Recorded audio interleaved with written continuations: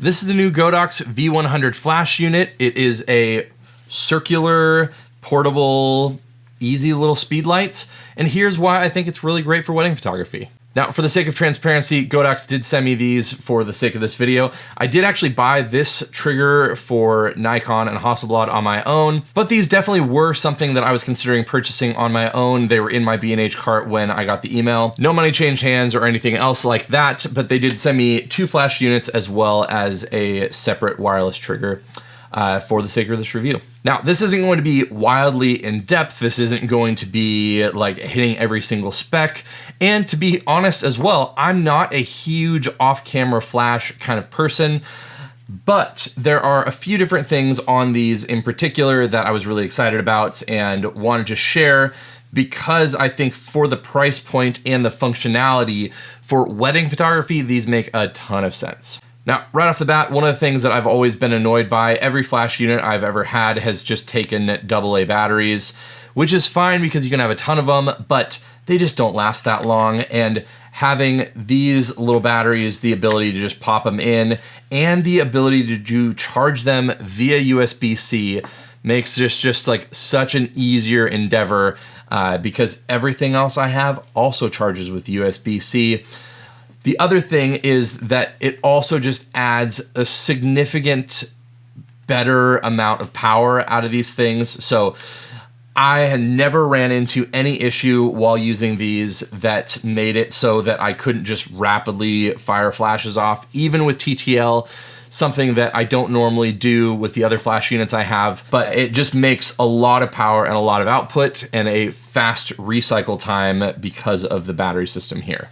Now, these flashes are larger than the flashes that I had normally been using. They're not that heavy, but obviously if you're using a larger setup, this is the Alpha 9 Mark III with the V100 on top of it and with the 28-70. So this is as big of a giant kind of camera setup that I would get, not small, and I would not necessarily suggest using this particular combo for like hours and hours and hours on end without some other sort of grip here. I'm waiting for Smallrig or someone else to make a slightly larger extension because my pinky doesn't end up here. So it makes it a little bit larger if you're using this full setup, but it's definitely not something that's unmanageable, at least for me. I have fairly larger hands and I'm a fairly taller person. So a little bit different than for some people, I'm sure, but the output and the stuff you get out of this is just really, really good. Now, one of the new and really nice things about this is the fact that it just has a touchscreen. It makes all of the settings and finding out what you're doing on the back of this so much easier. So you just press this, rotate, and then either you're using TTL and you're using it basically automatically. I think this has been the first time, and many people might be looking at me going like, what are you talking about? But this is the first time that I've had a camera and a flash unit communicate well enough that I've completely trusted it. And that right there is the biggest reason that I would be comfortable recommending something like this, because every photo I took at the last wedding and every photo I've taken with this, I've tossed it on TTL because the flash has always, every time I've tried it, has lit my subject well. Now, a few things to know. The front of this thing is a circle, so you're not getting a more typical, smaller flash unit here. That being said, it's really nice because the area of light coming out of here is a little bit larger. The power is phenomenal out of this, so plenty of power even to like overpower the sun if need be. But one of the only things that I am kind of like old school and I like to do is have like that kind of bounce card here. So I went out and bought one of these little accessories. It magnets onto the front here. Now, one of the things that I've seen in some other reviews that you might need to look out for, this is the V100S for Sony, and then the U. I think that they had some sort of issue here where it didn't come with the magnetic ring. so they had to send me a separate ring.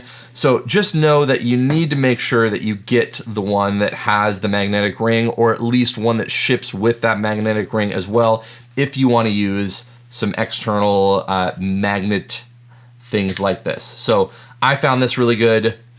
It's not coming off, even though this acts like a little fan, which actually could be really nice at weddings.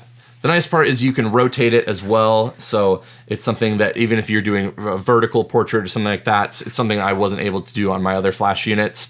But it just works really, really well, and it's kind of like an old school, like newspaper kind of postcard kind of thing that I've just been doing for years and years. So it's pretty tall and large there, but I will say the quality of light you're getting out of this is really good. And again, for the first time that I've used this specifically on just TTL flash, and it has been fantastic. Another little bonus that I've not had on a flash unit before is a pretty powerful little video light.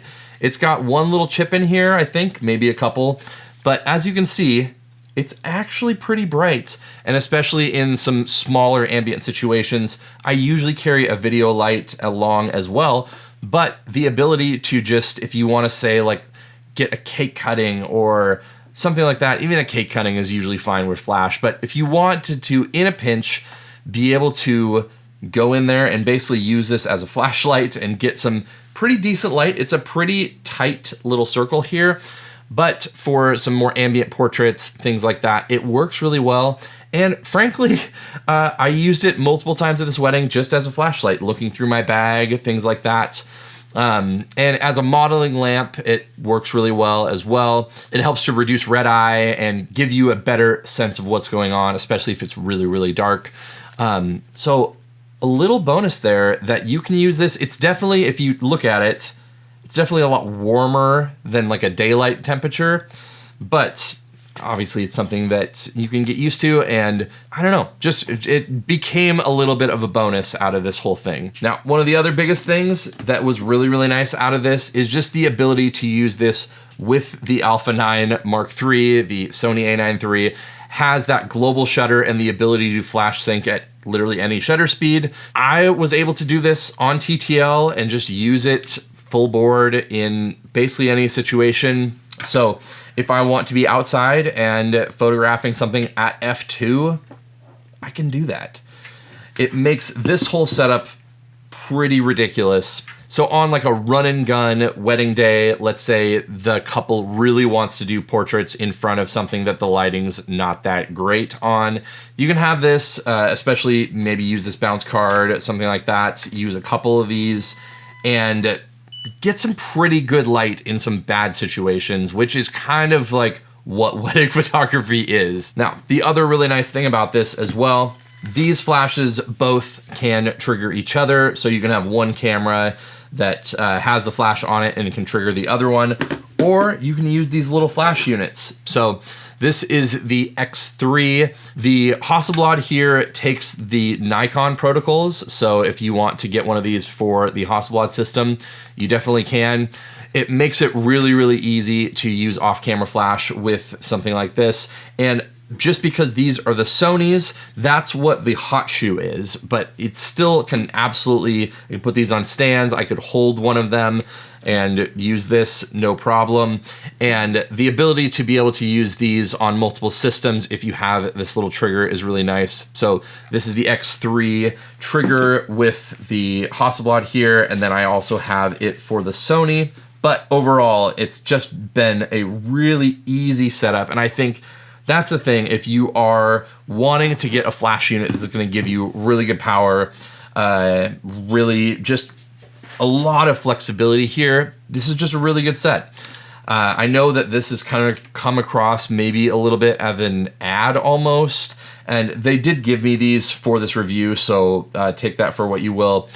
But it's been a revelation as someone that I've never used any of the A1s or even the V1s from Profoto or from Godox. So this is my first time having a larger, bigger setup like this, and I'm just sold. It makes wedding photography a lot easier, especially in environments where the lighting is really bad, which is most weddings. So about as good of a recommendation as I can give here. And while these do a lot more than what I use them for, just that blanket use case for me is worth picking them up. So if I didn't already have these, or let's say I borrowed them from a friend, I would definitely be going out and purchasing a set. So I'll leave links in the description down below. Use them if you feel so inclined. And if you want to check out more about the way that I light weddings, usually I'm not only bringing strobes, I'm also using some constant lights for things like dances, speeches, things like that, where I don't want actually to have these flash bulbs going off. You can check out my video up here, check out another video about weddings up here, and I will see you in one of those.